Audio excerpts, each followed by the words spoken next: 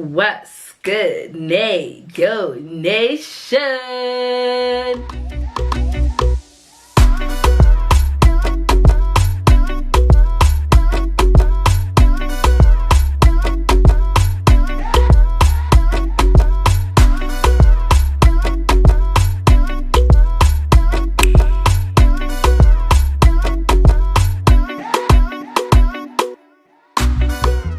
What's good, you guys? Welcome back to my channel. If you're new to my channel, welcome, and if you are a returning subscriber, what's good? I got it. What's up? Before we get into this video, you guys already know the drill. Okay, I'm gonna need you guys to hit that little bell somewhere here so you can be part of the notification squad, and I'm gonna need you to go follow me on my social media at neorapetsoa on all social media platforms.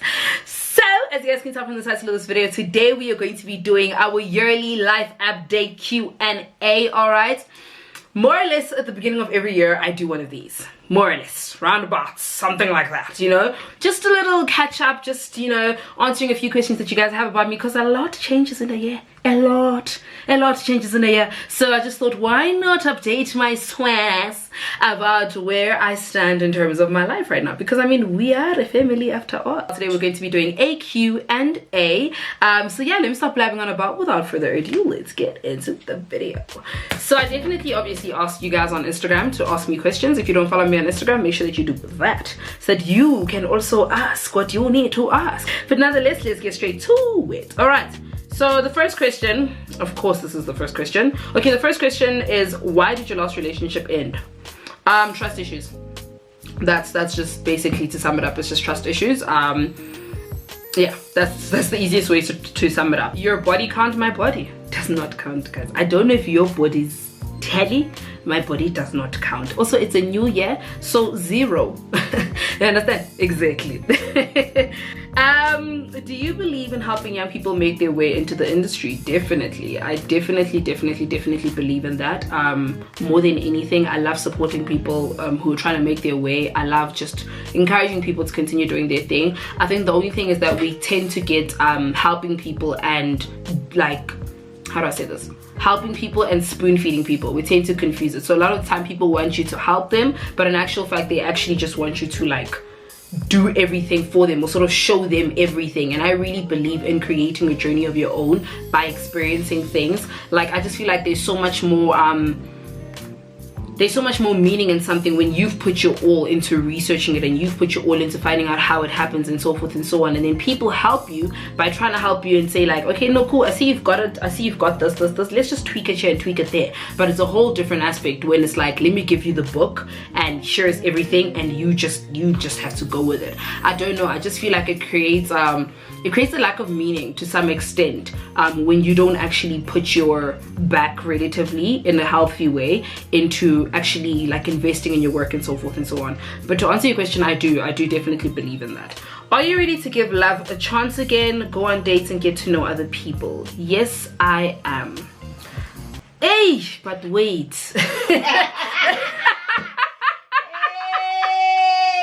That question, hey, let's phrase it, let's unpack it, okay?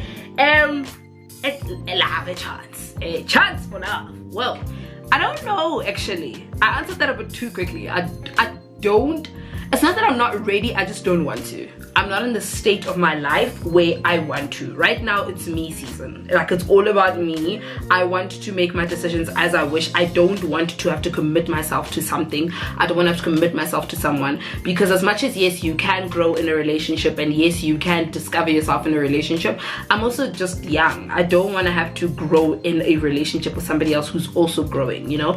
So am I ready to give love a chance again? Go on dates and get to know other people? Yes. But that's just for the fun of, like, new energies and experiencing new people. But love in the context of, like, being in love with someone and committing to someone, no, I'm not ready to do that again. Also, just because I know myself, I'm a very when I give myself into a situation, I give myself, you know? So I cut off a lot of, like, my personal, not cut off, but I tend to feel guilty that I'm overworking, and so I end up just being okay, let me put work aside so that I can commit myself to this, and then vice versa. And I'm just not in the state where I want to do that. Thank you. Next question. Wow, so you guys are just gonna ask about my love life. All right, why are you not in a relationship? I just answered that previously. I think more or less you can, you know, pick an answer from all of that. Did you actually go on a second date with anyone from Looking for Mjolo? Define second date. Because, you know, are we talking like sit down in a formal setting and talk to someone over like food? No. But like, were there further relations? Maybe. I don't know. You understand? But second date, no. Yeah, we'll leave it at that. No. Are you keen on making new acquaintances this year? I'm always keen on making acquaintances. I'm just very reluctant on making new friends. Actually, I don't think reluctant is the word that I'd use, but it's just not something that my spirit easily goes into. Like, making new friends is not something that I just easily fall into. I think because I'm very protective over my space, and I've just had a lot of like shaky situations in context to friendship. So I've been I'm very picky about the people that I choose to call my friends. Like, you are my friend and I want you around in special moments of my life. But acquaintances, yes, always. I have a lot of like chummy, friend, you know, like those kind of situations where we're social acquaintances. So yeah, I'm definitely keen on making new acquaintances. But I'm also somebody who believes in things happening naturally. So I rarely ever make new connections of any sort via social media, because it's just difficult to maintain it. So if I met you in person, that's a whole different situation. I think that's just in a romantic context and in a friendship context. Yeah. Who is the lucky man? God, Jehovah Jireh, Jesus, Lord, my Lord and Savior. Exactly. Thanks. Boyfriend, I know. Guys, oh my God.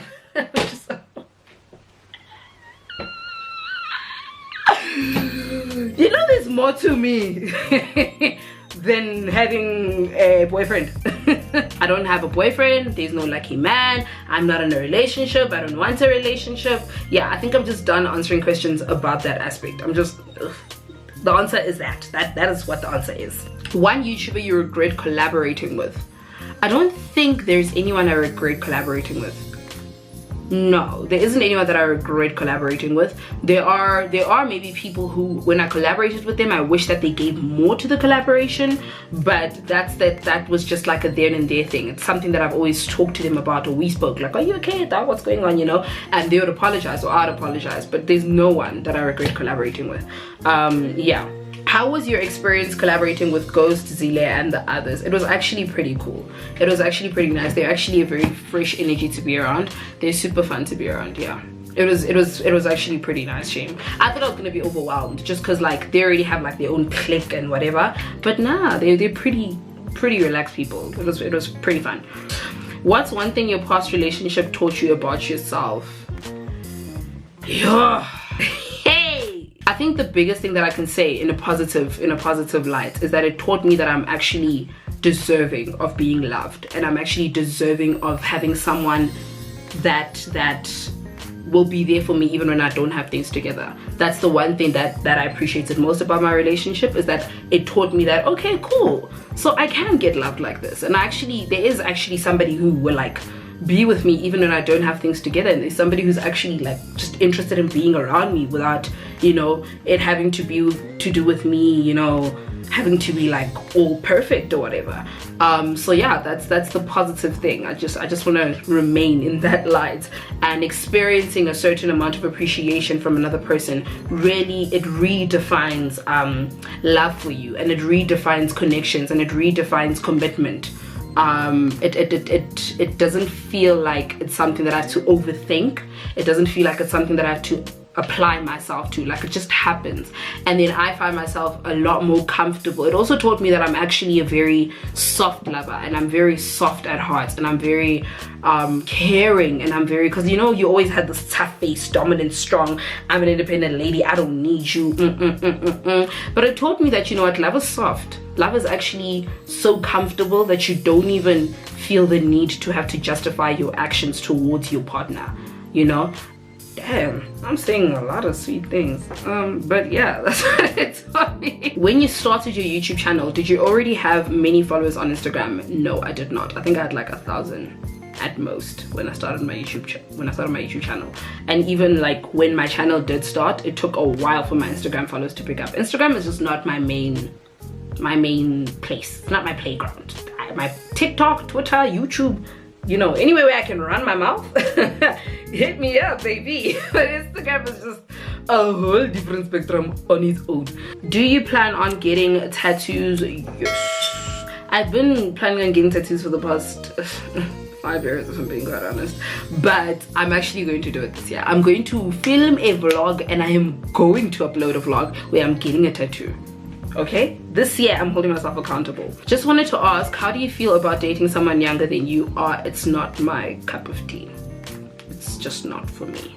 It's not. Also, someone younger than me is young because I'm definitely 21. So I just don't, no. I really just, not that I don't date people my age, but I don't naturally draw towards people my age, and vice versa. Like I don't really think there's many people my age that draw towards me either. Maybe because also I apparently seem older. But yeah, that's just not a thing that happens. But I'm not one of those only date older niggas because they're more mature. In that is in daughter, whether he's 95, 19, 12, 10, munna ke munna, and that's that on that. Maybe you just say 10.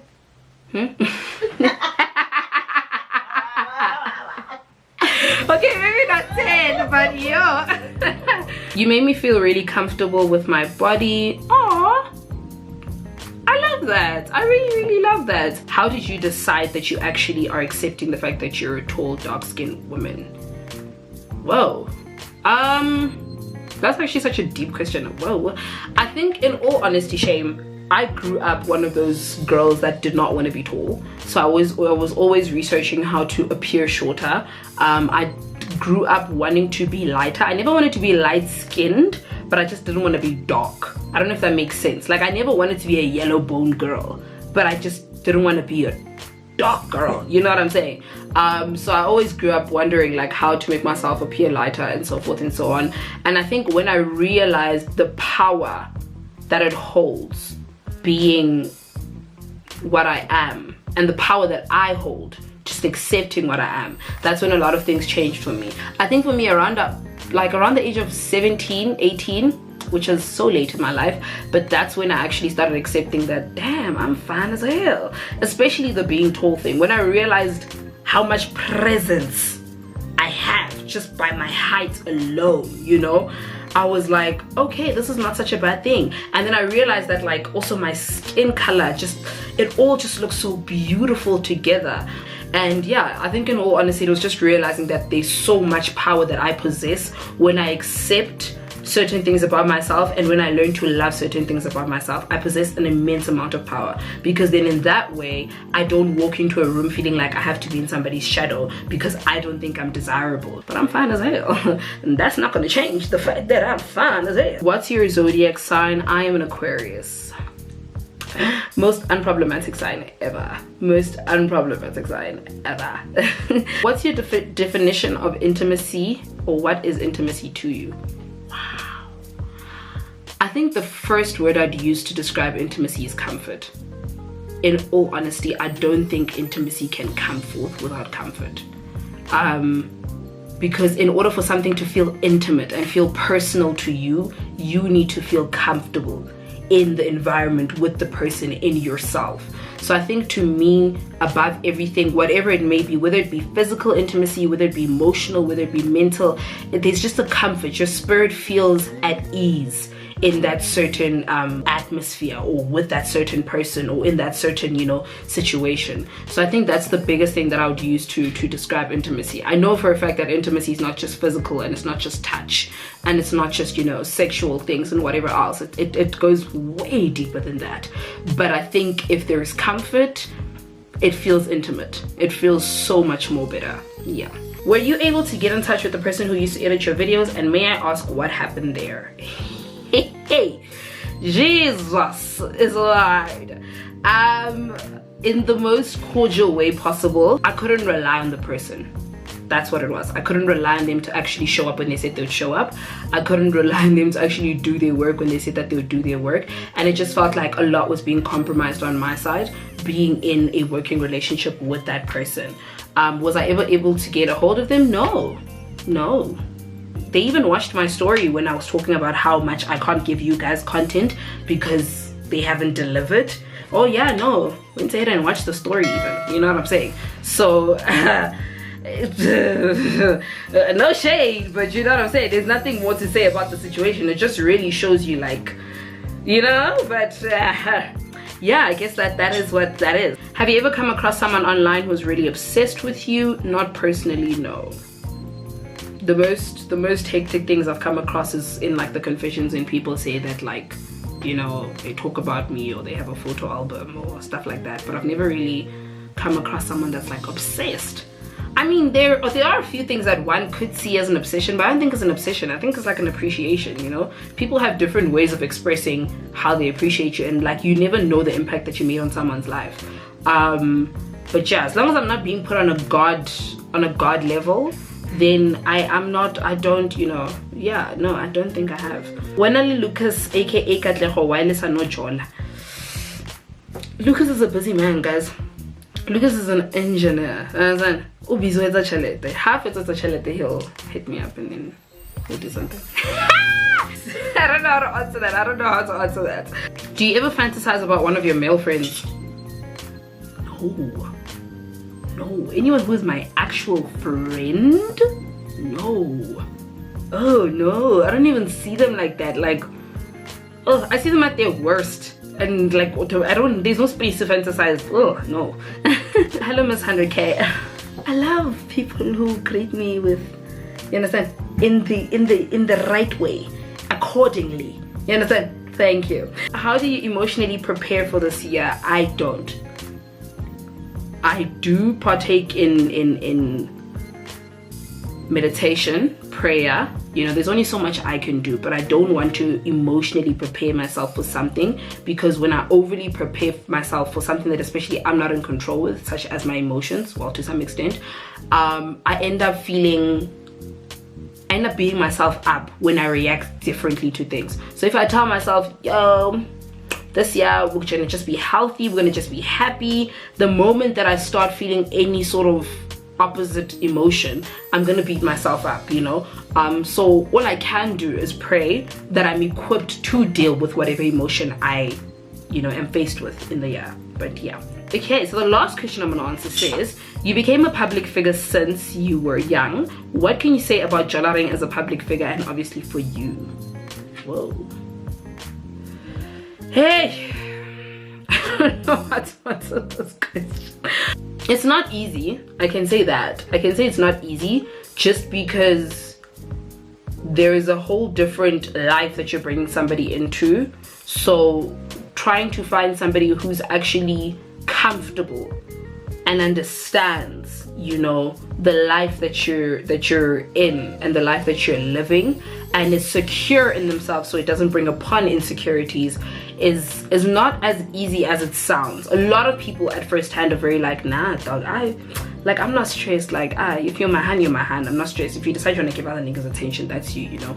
And a lot of people are very like, at first, like, nah, I can deal with it. But when you're actually in it, there's a lot that I don't think one is prepared for until they're actually in the situation. Then it's just like, okay, it comes with a lot more than I thought. And not just in context to getting attention from, you know, other people of the opposite sex or the same sex, but just in context to how much commitment it takes to actually, like, it's a daily job. Like, if I'm leaving my house and I'm going somewhere, it's a job. I'm still a brand. Whether I'm here, whether I'm there, it's not about the fact that, like, when you're in high school, if you're wearing uniform, you represent your school. If you're not, then you're your own person.